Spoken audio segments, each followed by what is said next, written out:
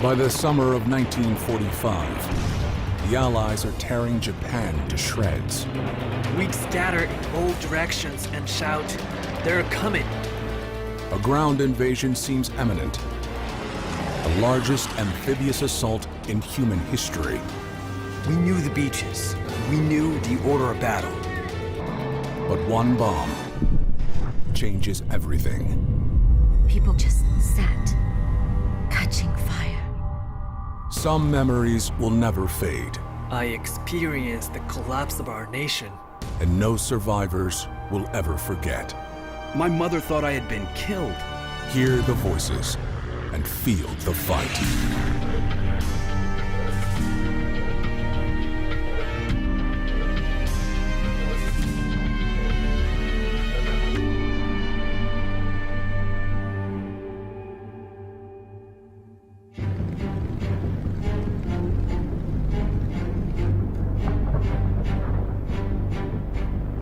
We were going up in daylight and dropping leaflets that said, "We advise you to evacuate your town because we're coming up here Sunday afternoon at 2 o'clock to burn it to the ground."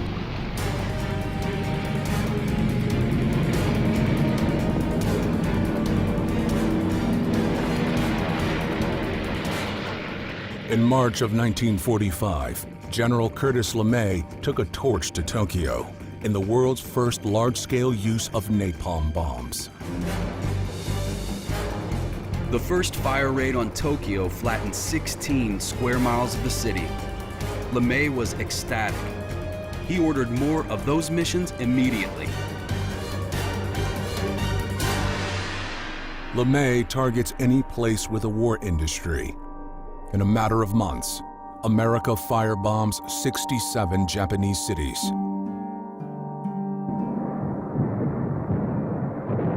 Fueled by wood and wind, flames washed through Japan like a flood.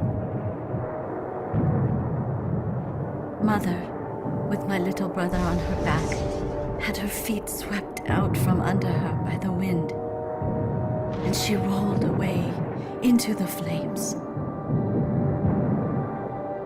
American firebombs kill an estimated 500,000 citizens.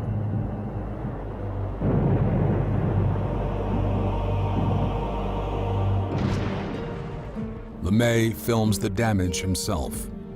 His footage has never been broadcast before. In some places, only bridges are left, connecting neighborhoods that no longer exist. I suppose if I had lost the war, I would have been tried as a war criminal. But all war is immoral. And if you let that bother you, you're not a good soldier.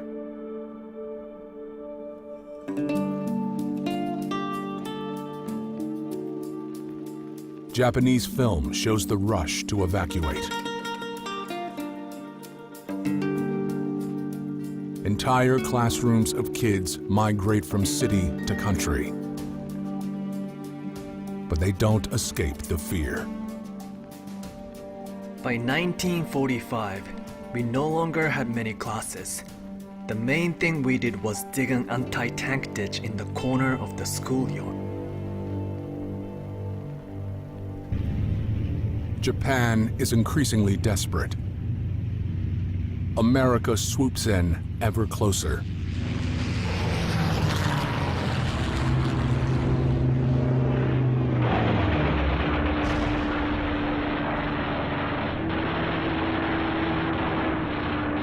By June, we had just about obliterated any opposition that we had from the ground or from the air.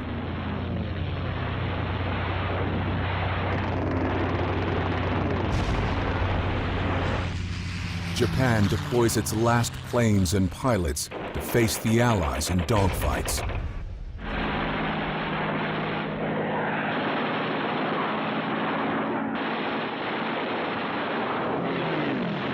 These battles used to be out over the open Pacific. Now they're over Japan itself.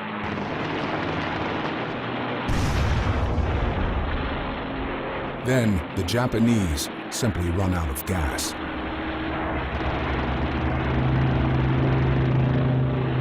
You would see whole airfields loaded with airplanes, and there wasn't one that could get off the ground. The Japanese were completely out of fuel.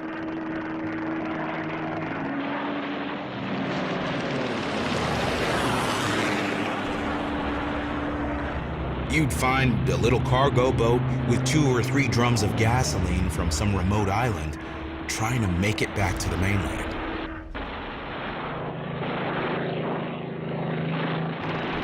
The Japanese Empire is gasping for breath. Yet there's no sign of surrender.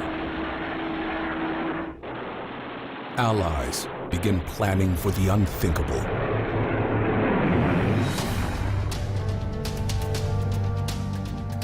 We had the plans for the landing in Japan. And we knew the beaches. We knew the order of battle. All 6 Marine divisions were going to land in the assault. And we would be followed by 32 Army divisions, including MacArthur's. It would be the largest amphibious assault in the history of warfare. Codename Operation Downfall. Then, they were going to embark something like 70 divisions out of Europe and sail directly there. The high-end estimate of the invasion force is nearly 2 million men. Planners assume that fighting will rage into 1947.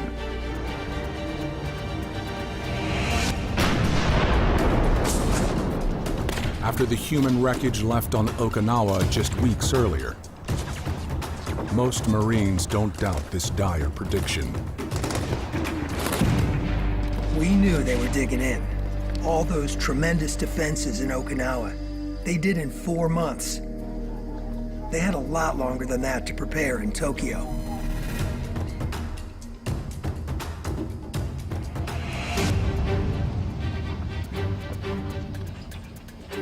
An officer told us we were going to be in the assault wave.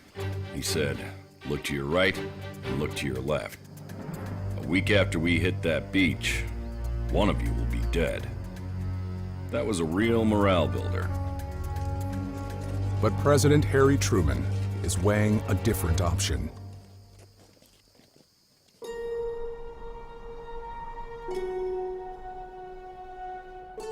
In the middle of nowhere, New Mexico, scientists prepare to hoist a steel globe into a tower of scaffolding. It's the world's first nuclear device. They lift it carefully, knowing if it drops, it'll turn them into dust. If it works at all. This is the moment of truth for the Manhattan Project, the Trinity test. After securing it in the tower, the scientists move 20 miles away. Then, they flip the switch.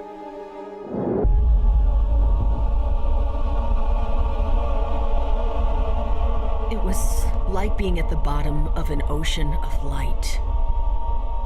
We were bathed in it from all directions.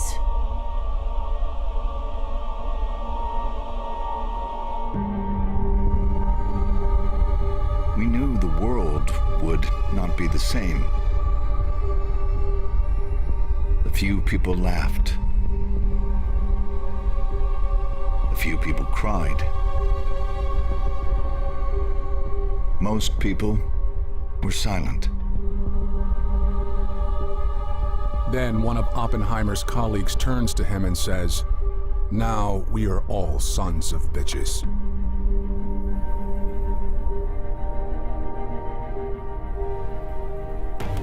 Trinity was a test of a fragile bomb of unknown power, sitting on the floor of an empty desert. Next, they'll have to figure out how to push one out of a moving airplane.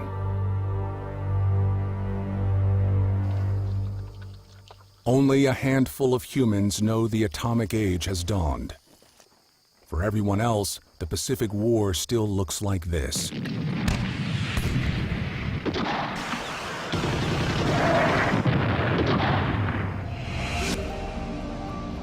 Supplying China has stymied the Allies since the start of the war.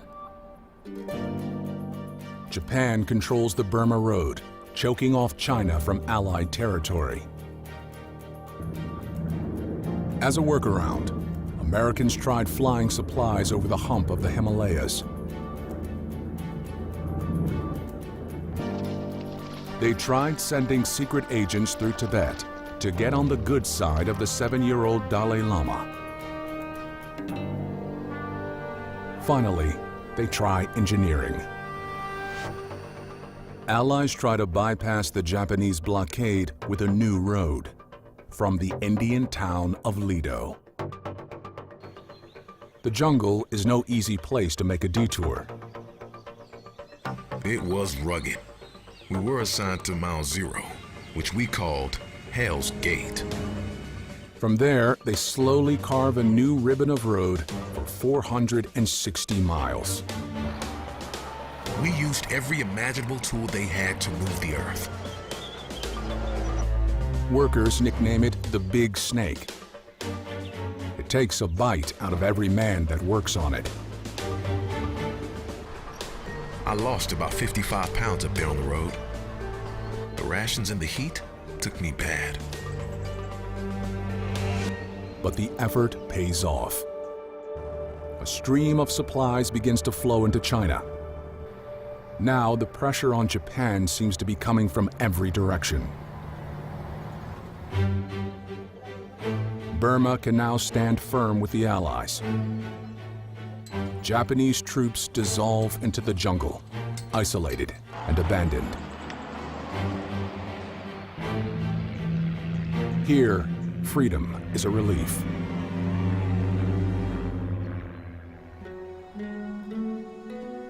In the American West, it's bittersweet. Since 1942, more than 100,000 Japanese Americans have been forced into internment camps.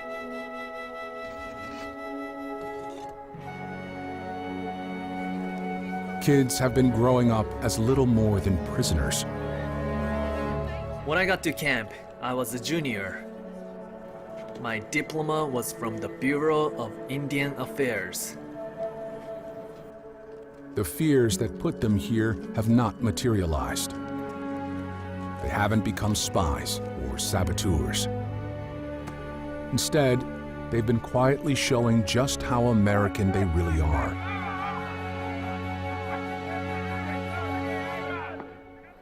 So even with the war grinding on, America opens the gates. That was a dividing line in our lives, before camp and after camp. Roberta and Takeo Shiroma will have to start over. My parents lost their business. It's like they're immigrants once more, departing with a few suitcases to a country whose lofty principles do not apply to them.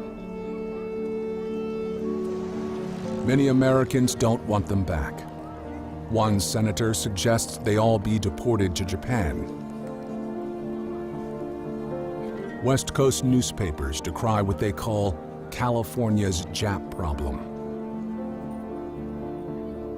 My father could not get a job. They said, "Have you looked at your face? We can't hire you." Some even cling to the camps when they could freely leave. But the Shiromas try to heed wisdom from their ancestral home. We have a phrase that we hear all the time. It's called shigataganai. It means it couldn't be helped. It's something that happened, and you let it go. That will be easier for some than others. In another desert of the American West, B-29 crews line up for inspection. He told us that we were in an outfit that might end the war. Then, they prepare for a high-stakes game of target practice. The Trinity test ushered in the atomic age. But no one knows how to drop such a big bomb out of a plane. So B-29s take off with dummy bombs called pumpkins to drop onto the desert.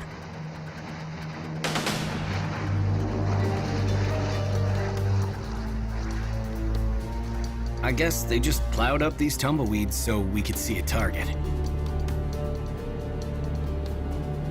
From more than 5.5 miles up, they let it go. On the ground, experts observe the bomb's dynamics. The first ones tumbled.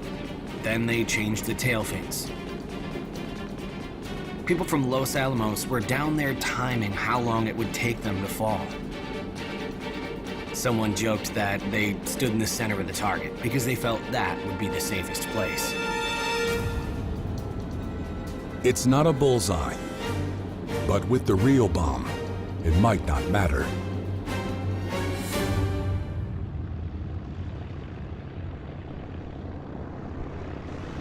On August 5th, another air crew prepares for a run on Japan. It's becoming almost routine. This is the 345th Bombardment Group, nicknamed the Air Apaches. They're on Yaeshima, a little island off Okinawa that's now a bustling airbase. The target is the town of Tarumizu, just 430 miles away.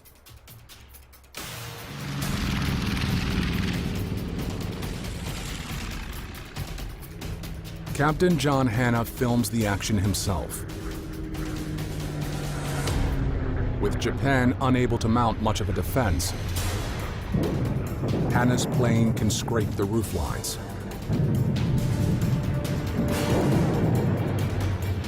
They make runs on a coastal factory that makes rocket-propelled suicide planes. And they firebomb nearby homes to cripple the workers as much as their workplace.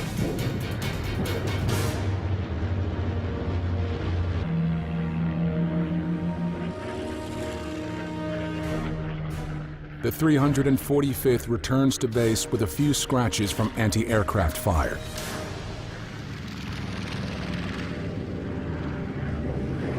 Tarumizu is wrecked. Today's raid is 325 planes and thousands of bombs. Tomorrow, it'll be just one.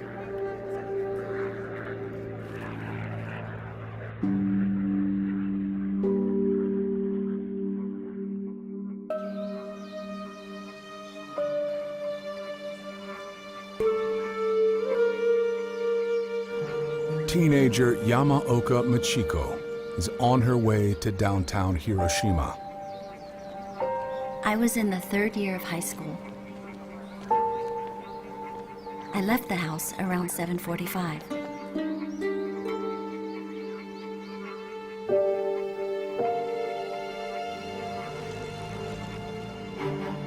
From the island of Tinian, Colonel Paul Tibbets is on his way to Japan. We had lulled the Japanese into a sense of false security. For a week, I sent a single airplane up over these targets. I wanted them to think we were reconnaissance planes.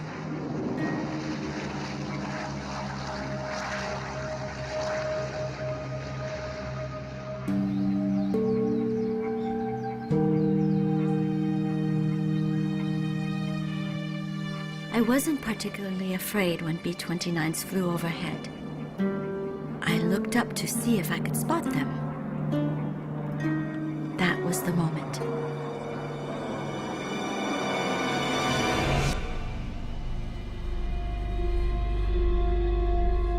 There was no sound. I felt colors. I remember my body floating in the air. I don't know how far I was blown. I tried to say something, but my voice couldn't come out. I said to myself, Goodbye, Mom. Below the mushroom cloud, it was black and boiling underneath, like a boiling pot of tar. Fires burst out from just the light itself. Nobody looked like a human being. People couldn't scream. They just sat, catching fire.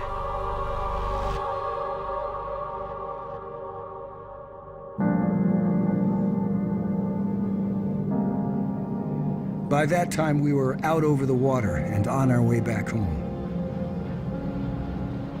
It was an easy flight.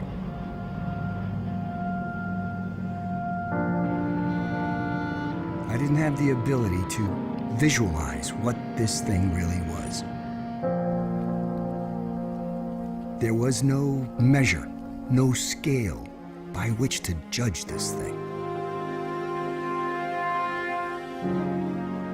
As Tibbets lines up for a medal, rumors swirl about the damage in Hiroshima. The guys came in with their eyes wide open and asked, "Jesus, is this true?" A few days later, Americans roll out another atomic bomb, even bigger in size and power. They name it Fat Man. Inside is a lump of plutonium about the size of a softball. They sealed the seams to keep moisture away from the delicate components inside. Since the bomb hit Hiroshima, Japan has sent no message to the outside world. It is silent, as if in shock. So Americans load up Fat Man and head for the next target, the city of Kokura.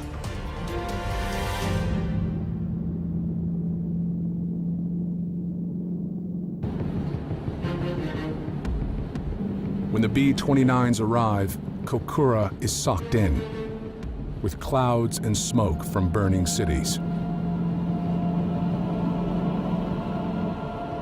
They peel off for their secondary target.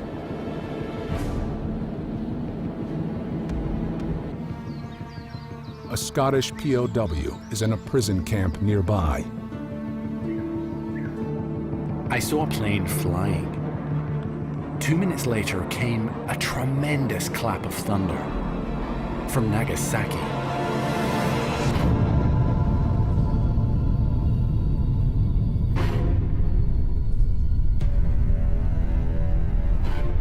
A gale force wind nearly knocked me over.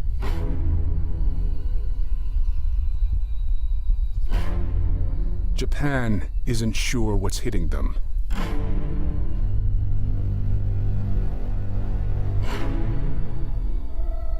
America isn't sure what it's unleashing. Only those under the mushroom cloud really know. But the world will soon find out.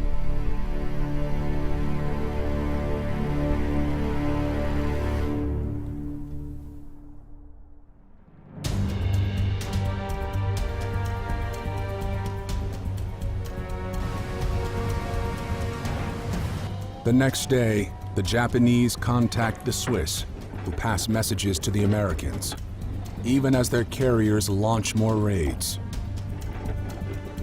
Meanwhile, the Soviet Union invades Manchuria, opening another front Japan can barely defend.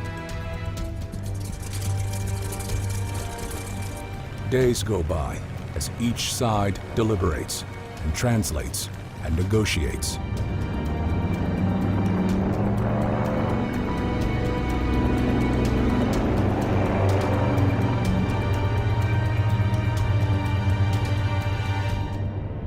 Bombs keep dropping.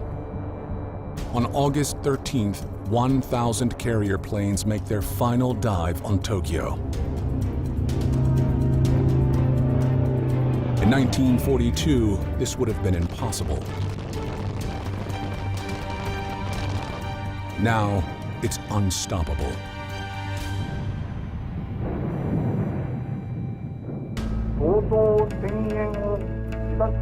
A scratchy recording of a strange voice goes out over Japanese airwaves. It's Emperor Hirohito. Revered as a distant, godlike figure, he has never addressed the public, until now.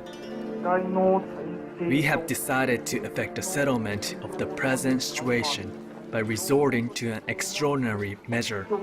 He uses an archaic Japanese dialect that few can understand.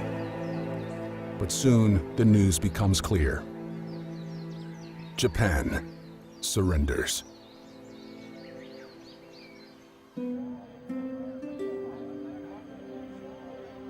The world gasps in a moment of disbelief. Coming out of Tokyo, that Emperor Hirohito has accepted the terms of surrender as drafted by the...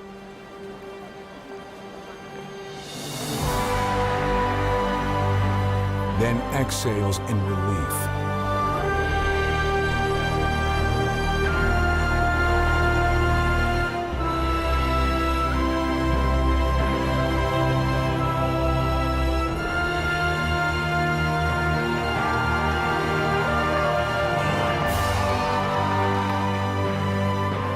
Navy ships racing toward Japan begin to coast.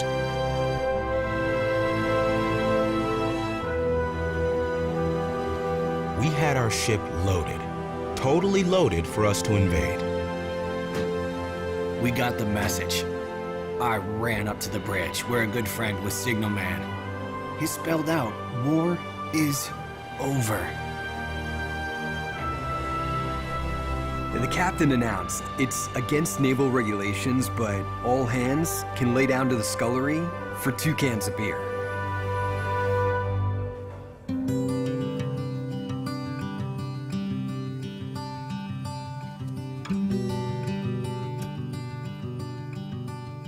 All across the Pacific, men slated for the final assault get the news of their lives. I guarantee you there was a lot of relief. I don't know how many of us would have survived the invasion of Japan, but not very many, I don't think.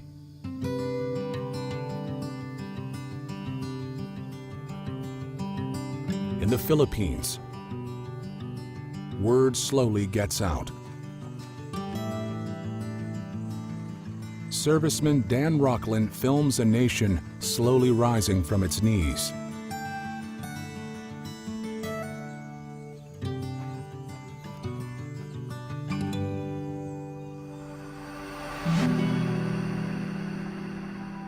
From every corner of their fallen empire, Japanese who fought from the shadows finally emerge into daylight. They started coming in and putting their rifles down. That was the end of them. We fell from heaven to hell overnight. Men who spent the last 3.5 years trying to annihilate each other are now facing each other. The Japs all came in from the jungle and gave us their swords. Of course, all our officers got the good ones. In China, Japanese troops are herded into boxcars, a demoralizing start to their long journey home. I experienced the collapse of our nation. It was really worse than dying. In Japan, there is shock and shame. Nobody truly thought Japan would lose. Since its ancient beginnings in the 1st century, it has never known a foreign occupation. The pride of empire disintegrates into a cloud of fear.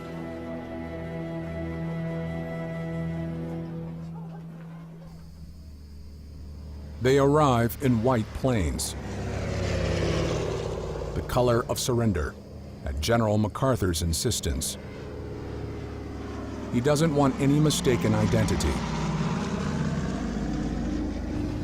The rising sun has been replaced by a green cross.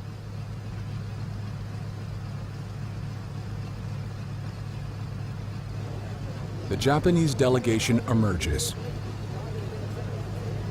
They've just landed in the Philippines to meet with MacArthur. The future of Japan is now under negotiation. MacArthur welcomes allies of every stripe. A global array of military uniforms marches into Manila. They will talk all night over hastily translated maps and documents. And they settle on a date to formally conclude the Pacific War.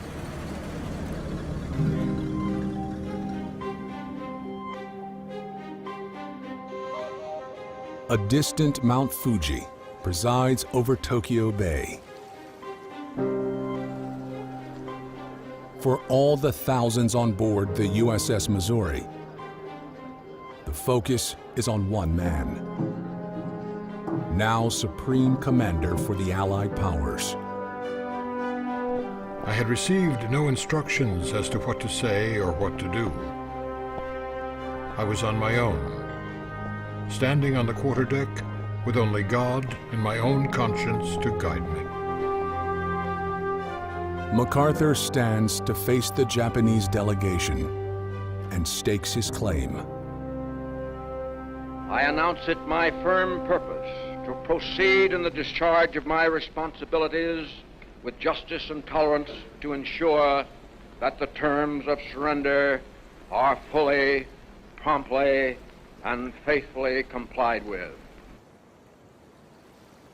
Finally, in the calm of a sea salt breeze, the incessant pounding of the Pacific War ceases, with the quiet scrawls of solemn signatures.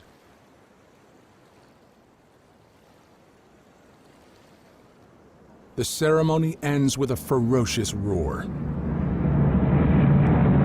A flyover of nearly 500 B-29s.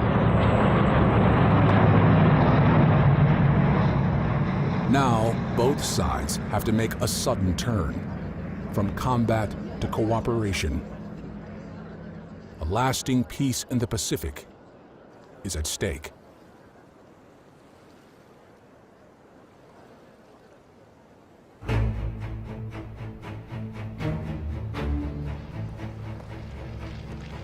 Just weeks earlier, this was the plan. An all-out, full-force charge into the drawn swords of a 2,000-year-old empire. Instead, the Allies approach unarmed.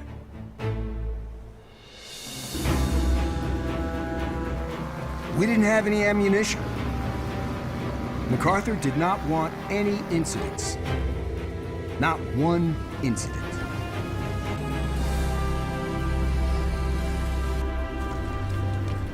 Thousands of troops pour onto the soil of their sworn enemy, without firing, without ducking, without dying. Japanese disarmed themselves under Allied supervision. Americans look right into the jaws of what awaited them. From the waterline to Tokyo, every yard of it was entrenched and barricaded with tunnels and caverns. It would have been a bloodbath. Americans are fascinated with the war's opposing perspective. They play with guns that were once aimed at them. They find a Japanese ship with Allied planes painted on the side. A cheat sheet for gunners. And one takes a tour of a Japanese sub. I'm sure they hated us. But some of them tried to introduce some sort of incipient friendship. As if, in the back of their minds, they recognized that We were humans, just like they were.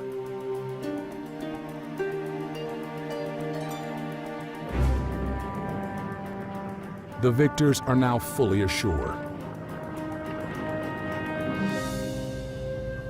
Next come the vanquished.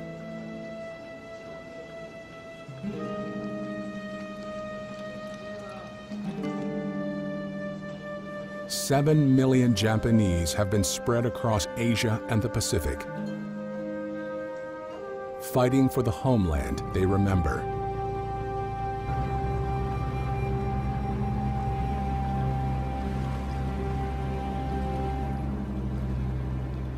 Some have been gone for years, with no idea what their nation has endured.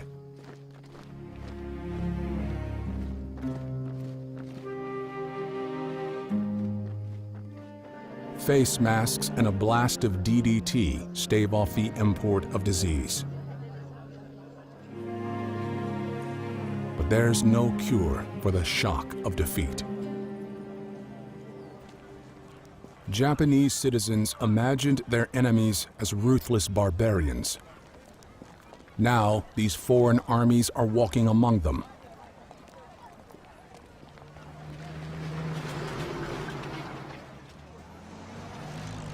They turned their backs to us and hung their heads. I asked the interpreter, "What are they doing?" He said, "That's the sign of submission." Allies bombed and blockaded the Japanese into starvation. Now they unload sea rations. We didn't intend to feed them forever. We needed to make Japan self-sufficient as soon as it was humanly possible. This is a tall order. Much of Japan is simply not there anymore. Tokyo is half gone.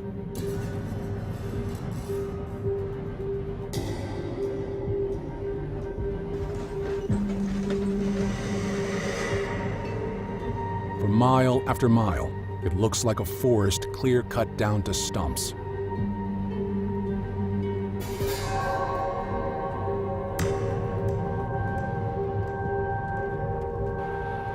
Rebuilding is a job too immense for many to grasp. So they simply get to it, with picks and shovels and bare hands. In 2 cities, it's even worse.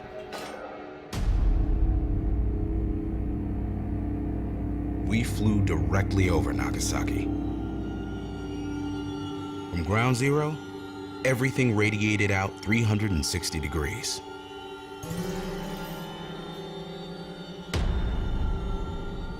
We went to Hiroshima.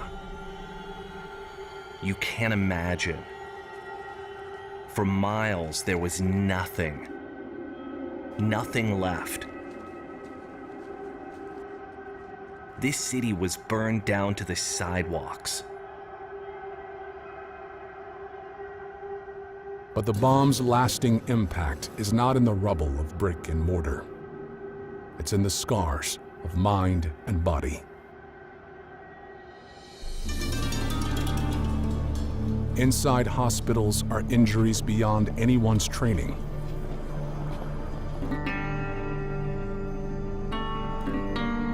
Anyone within half a mile was instantly scorched. 2 miles away, skin spontaneously ignited.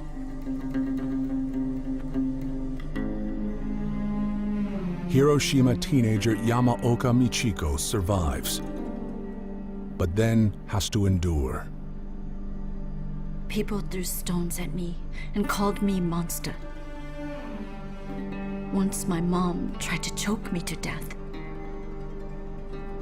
If a girl has a face you couldn't be born with, I understand that even a mother could want to kill her child. In Hiroshima, few families are intact. mourners grieve at overcrowded cemeteries. No one knows when or if a new Japan will emerge from the atomic shadow. We'd hoped for this moment for years, and dreamt that one day it might arrive. But we'd never known that it would. 140,000 Allied prisoners of war take their first steps toward home. From a POW camp in Thailand, they board flights to Vietnam. An old hotel in Saigon puts them up, and it feels like the Ritz. In Singapore, Sikh soldiers from India come out of captivity. US troops salute their freedom. In the Philippines, Japan had called its 90,000 prisoners of war guests of the empire. Now they hitch rides and join convoys to carry them away from despair toward hope.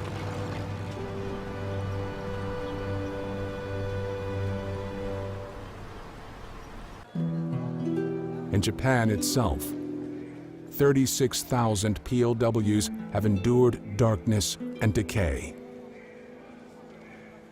We had to carry 90% of them out on stretchers. Some of their bones were sticking through their skin. Former captives flood the streets, getting their first sips of freedom.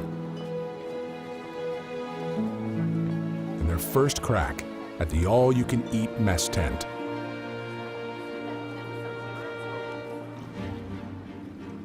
They begin the long journey home,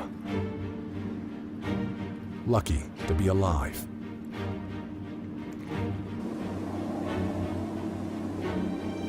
More than a quarter of Western Allied POWs died in captivity. Japan planned to execute the rest. All these men, once the land invasion began. Some had dug their own mass graves. We talked about what we were going to do when we got home. Who we couldn't wait to see. And how all the problems of normal life could never bother us again. Not after what we'd been through.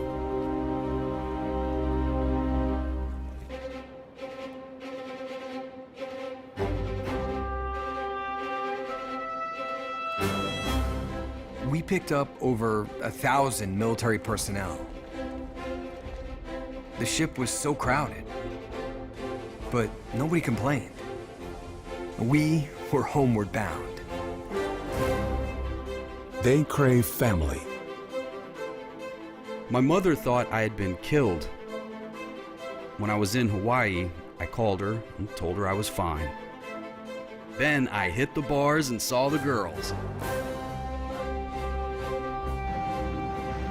They crave the familiar. When we got to San Francisco, people were throwing flowers. There was a big sign, "Welcome home."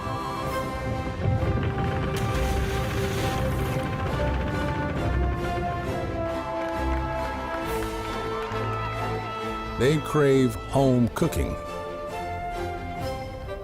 In Tarawa, we ate nothing but crushed pineapple and canned Vienna sausage. I ate enough Vienna sausage to make a rope and swing me home.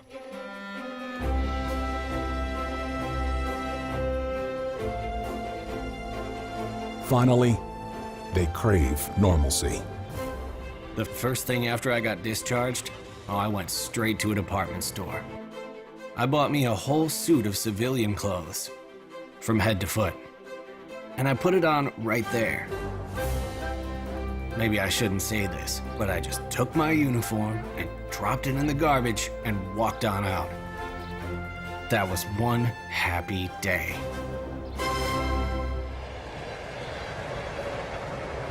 The trains were running. And the streetcars were running. The Japanese were very busy. A new Japan begins to rise out of the rubble. MacArthur guides the occupation without appearing as an overlord.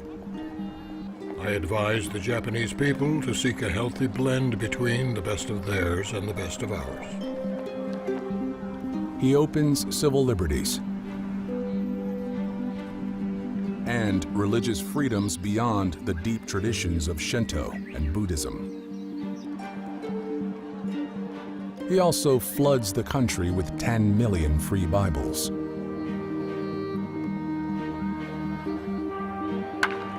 Baseball is already a pastime both countries enjoy. MacArthur's own home movies capture his wife Jean taking in a Japanese ball game. Once, she even throws out the first pitch. The USO reaches its final stage, with Danny Kaye playing it up for occupation troops.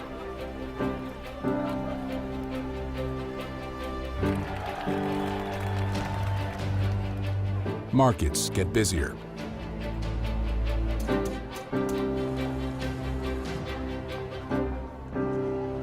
People get friendlier. A new openness slowly blossoms.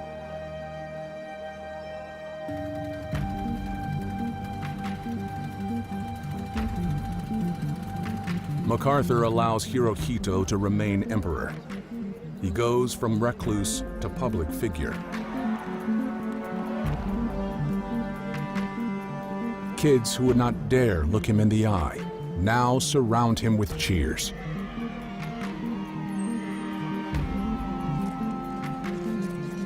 Here, he makes his first visit to Hiroshima to honor the bomb victims. It's December 7th, 1947.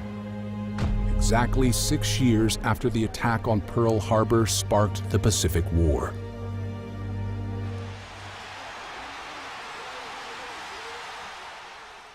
Japan, the land of Fujisan, is one of the most interesting of all countries to visit.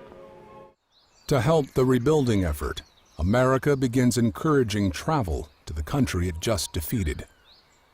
Tourism brings cash and cultural exchange, two things they hope can bring Japan into the family of free nations. Travel films promise a land of exotic sights and sounds. But with enough Western touches to attract the skittish. Tourism is the new post-war propaganda. The message may be pandering, but it does hint at the promise.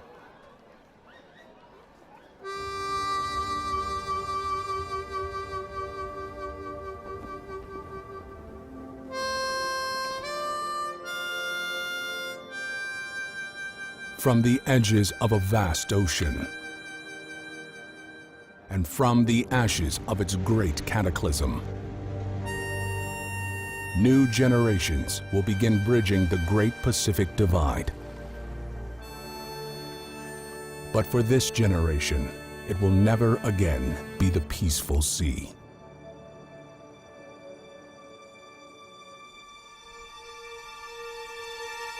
I wonder what war is. I wonder why we did it. I'm not talking about victory or loss. I merely feel heartbroken for those who died. However much you're glorified, if you're dead, that's it.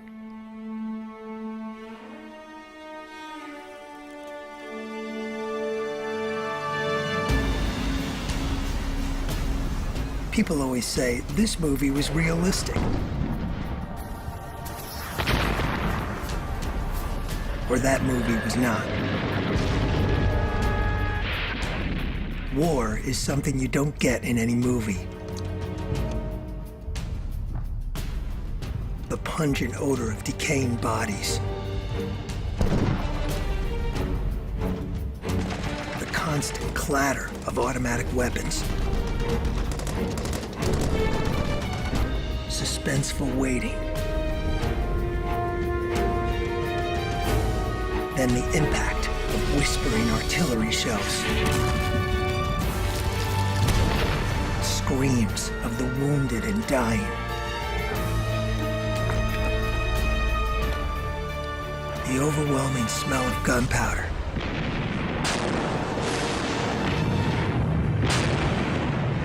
You don't get any of that in a movie.